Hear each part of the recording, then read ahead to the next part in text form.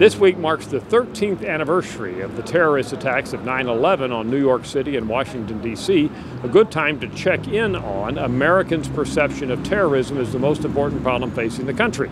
The bottom line is, at this point, only 4% of Americans say that terrorism is the top problem facing this country. That's actually up. In the months prior to September, it was down there where it didn't even round up to 1%.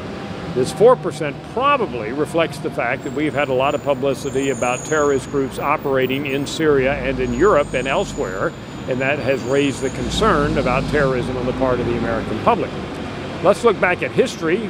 We didn't even have terrorism as a category in our most important problem question up until October of 2001, the month after the terrorist attacks. Then it jumped all the way up to 46%. Almost half of Americans at that point said that terrorism was the top problem facing the country. That's as high as it's ever been. From that point on, it's gone down, as I mentioned. Now, there have been spikes. Notice we had a jump up in 2004 and a jump up in 2006, and we had one in 2010.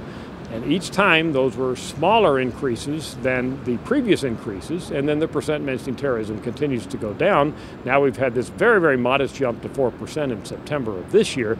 We'll see where that goes. But our bottom line conclusion is, at this point in time, Americans are much more concerned about such issues as dysfunctional government, the economy, and immigration than they are terrorism, as we are here at the 13th anniversary of the 9/11 terrorist attacks. I'm Dr. Frank Newport, Gallup Editor-in-Chief.